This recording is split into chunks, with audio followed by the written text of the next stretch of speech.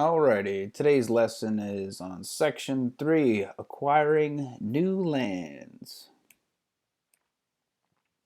And what's the main idea? In the early 1900s, the United States engaged in conflicts in Puerto Rico, Cuba, and the Philippines. And why does this matter now? Today, the United States maintains a strong military and political presence in strategic worldwide locations. All right, so when Puerto Rico became part of the United States after the Spanish-American War, many Puerto Ricans feared that the United States would not give them the self-rule that they had gained under the Spanish. Between 1900 and 1916, Luis Rivera was one of the most vocal advocates for Puerto Rico's self-rule. And he lived in the United States and continued to work for independence for his homeland. And in 1916, U.S. Congress wanted to settle the issue of Puerto Rico and invited Rivera to speak. And after his speech, he returned to Puerto Rico, where he died in 1916. And 3 months later, the United States made Puerto Rico. They made Puerto Ricans U.S. citizens. But not all Puerto Ricans wanted independence like Rivera did. Some wanted statehood, while others hoped for some measure of local self-government in American territory. And as a result, the United States gave Puerto Ricans no promises regarding independence after the Spanish-American War. So some Puerto Ricans wanted independence and some didn't. As an independent nation, right now, Puerto Rico is not a state. It's just a territory in America. So it's kind of like in between of being its own country and not. I mean, it's still part of America. So it's part of the United States, but they're not considered a state, so they can't vote for the president, but they can vote for their own governor. It's very odd. It's very weird.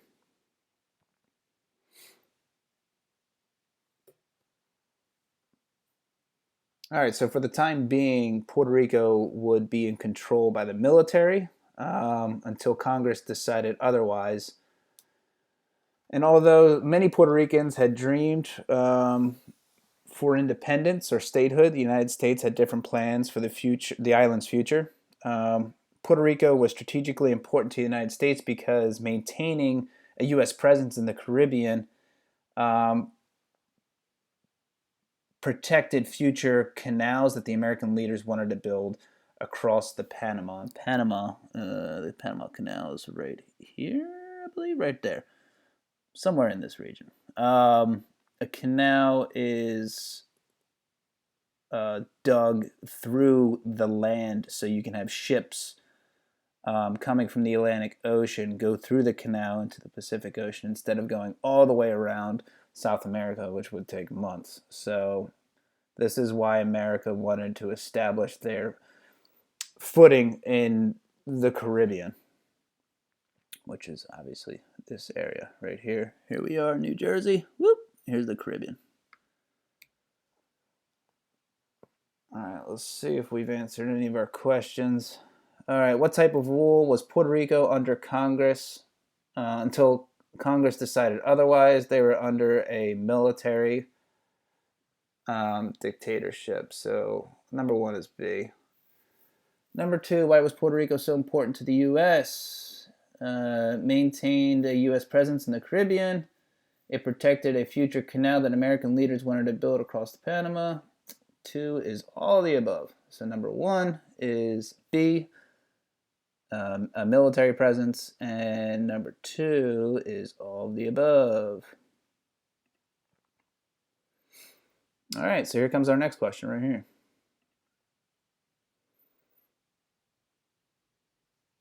So in 1917, Puerto Ricans were granted citizenship. That answers question 3 is B.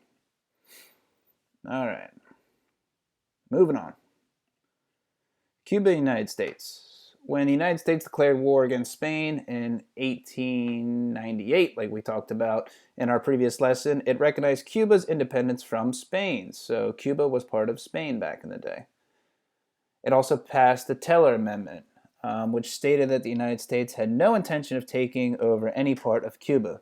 The Treaty of Paris, which ended the war, further granted Cuba independence. Though officially independent, Cuba was occupied by American troops. When the war ended, Cubans feared that the United States would replace Spain and dominate Cuban politics, so I don't think they wanted this.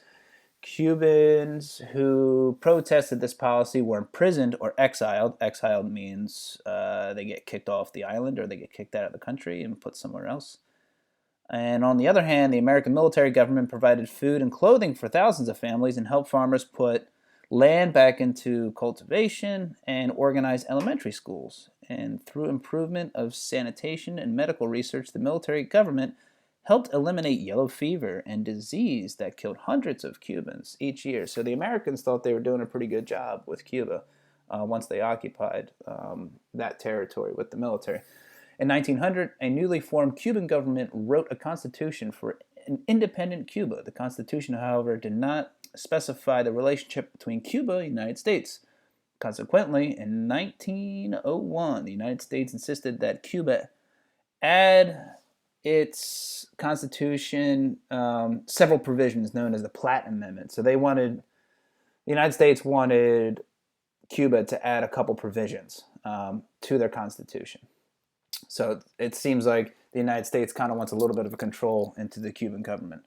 And what the Platt Amendment, what the United States wanted to put into the Cubans' constitution was the Platt Amendment. And in the Platt Amendment, Cuba cannot make treaties that it might limit its independence or permit foreign power to control any part of its territory. The United States reserved the right to intervene in Cuba. Cuba was not able to go into debt with any other government that they could not repay. It seems like there's a lot of limitations and intervention that the Americans wanted in the Cuban Constitution. And in 1903, the Platt Amendment became part of the treaty between the two nations and remained in effect for 31 years. And under the terms of the treaty, Cuba became a U.S. Protectorate, a country whose affairs are partially controlled by a stronger power. So we had our hand in Cuban ties for over 31 years. Right now, you can kind of relate this to Germany and Japan. They're not allowed to have their own military after World War II. So technically, America is Germany's and Japan's military. Same with the United Nations, I guess, too. So I guess Great Britain and other European nations would have to step in if those guys ever got into conflict because they're not allowed to have their own militaries after World War II. So I guess we're kind of their protectorate as today. It's kind of confusing, but not a lot of people know that.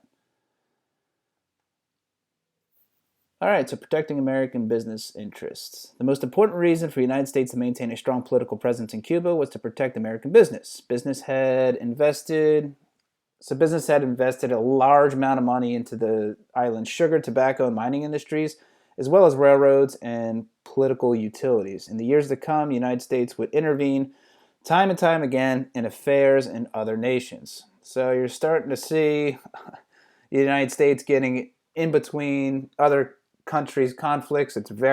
Sounds very familiar. The United States has been doing this for, I wouldn't say hundreds of years, but for the past 100 years, it seems like the United States has been intervening in other people's problems. All right, moving on. We're almost done. Let's see if we answered any questions. All right, what vocabulary word means a country whose affairs are partially controlled by a stronger country? Protectorate. I don't know if I'm saying that right. Protectorate. B. Number 4 is B. All right, and our last question. How many Chinese died during the Boxer Rebellion? All right, let's figure this out. All right, so the Filipinos rebel. If you remember, America took control of the Philippines after the Spanish-American War. In the Philippines reacted to outrage to the Treaty of Paris, which was American added the Philippines to their nation after the Spanish-American War, if you remember in the previous lesson. A rebel leader named Emilio, I can't even pronounce that last name, believed that the United States had promised the Filipinos independence. Um, so this rebel leader thought that within the treaty, after they signed it with Spain, that hey, the Philippines are becoming a part of America, but we're going to promise you independence. This was not the case, so this guy is going to basically gather some troops. So when him and his followers learned of the terms of the treaty, they vowed to fight for freedom. So when they heard America's policy on this, that they weren't going to be granted independence, they are going to want to start their own rebellion. So in February 1899, the Philippines, led by Emilio, rose in revolt. When he turned to guerrilla tactics, a hit-and-run tactic, Emilio, the United States forced the Philippines to live in concentration camps. And obviously there was poor sanitation, starvation, and disease that killed thousands. And it took the Americans nearly 3 years to put down the rebellion. And it claimed 4,000 American lives and cost them $400 million. That's 20 times the price the United States had paid to purchase the island from Spain. So it seems like a pretty expensive war, and 4,000 Americans died trying to control the Philippines. So after the suppressing rebellion, the United States set up a government similar to the one they had established in Puerto Rico. So the Americans are going to stop Emilio's forces, and they're going to take back control of the Philippines. They put down the rebellion. The United States president would appoint a governor to the Philippines that would appoint the upper house of legislators. So it seems like America's got a lot of power and a lot of control over the Philippines. And the Philippines would elect their lower house. So it doesn't seem like the Filipinos had a lot of say in their own government. So they are going to be under American rule until July 4th.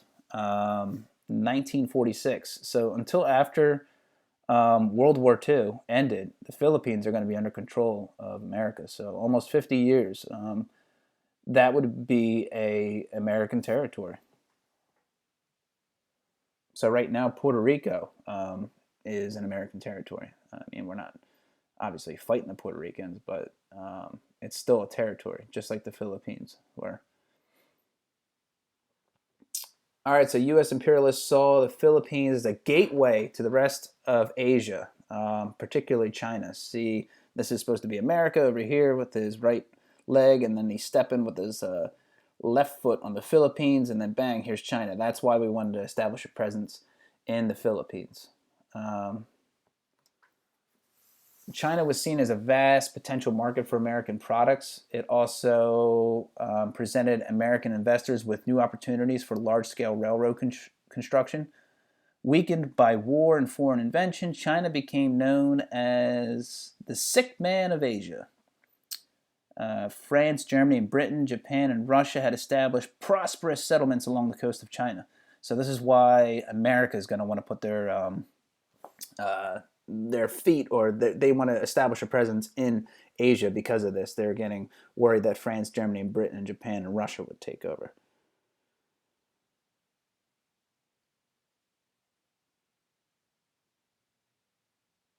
Okay, so like I just said, the United States began to fear that China would be carved into colonies and American traders would be shut out because of the huge presence that other European nations had in Asia.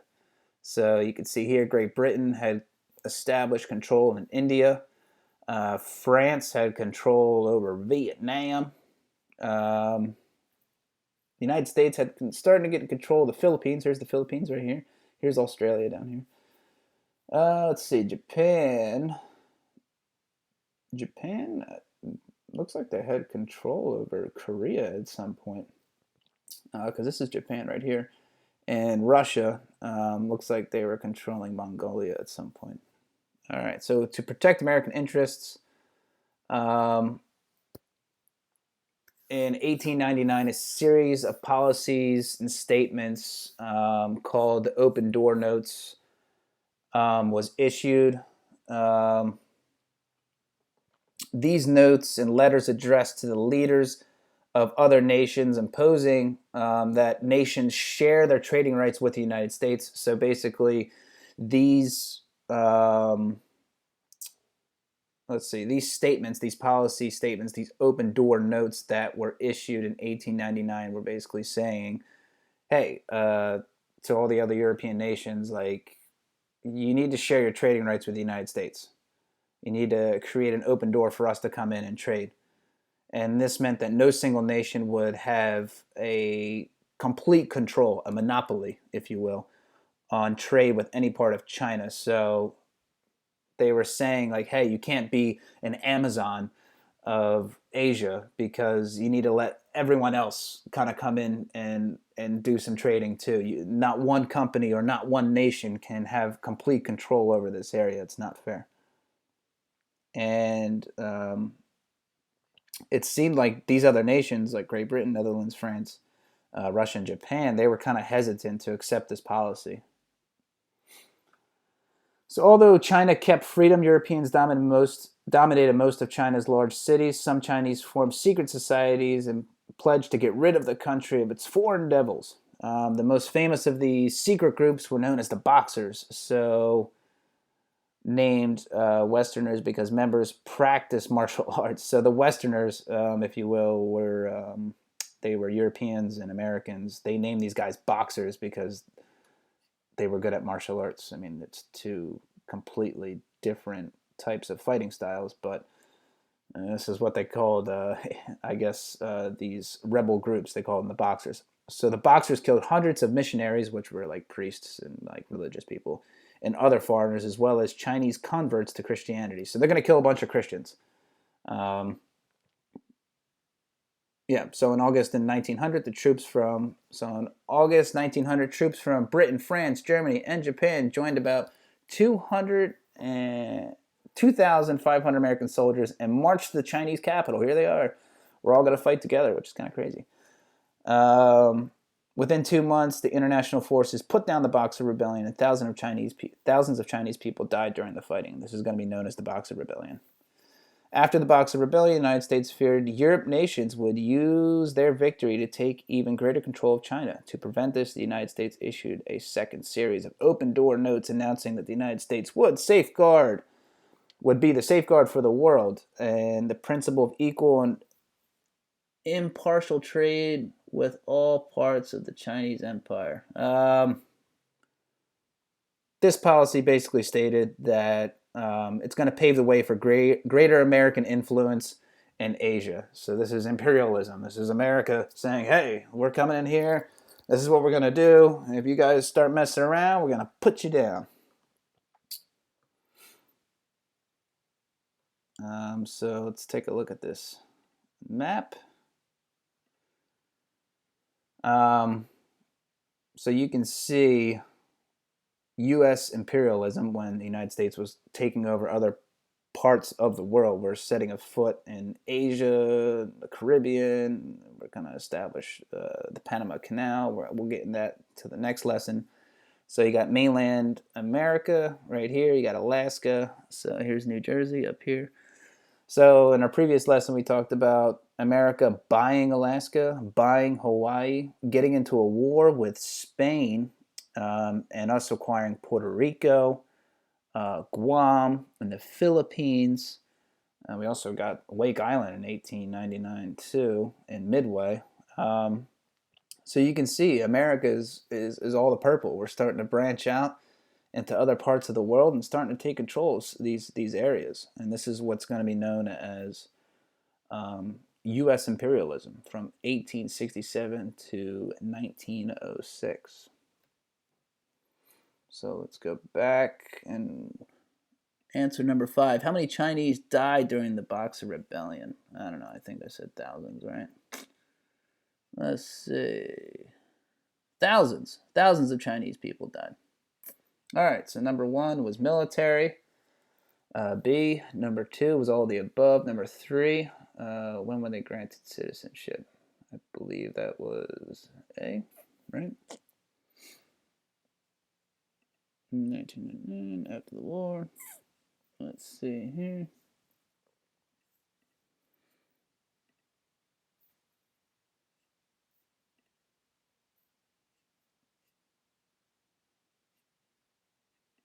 Okay, 1917. Okay, number 3 is 1917. All right, so number 1 was B, number 2 is C, number 3 is B, number 4 is B, and number 5 is B. So that concludes the lesson. Here are your questions. Email them to me whenever you get the answers. All right, peace.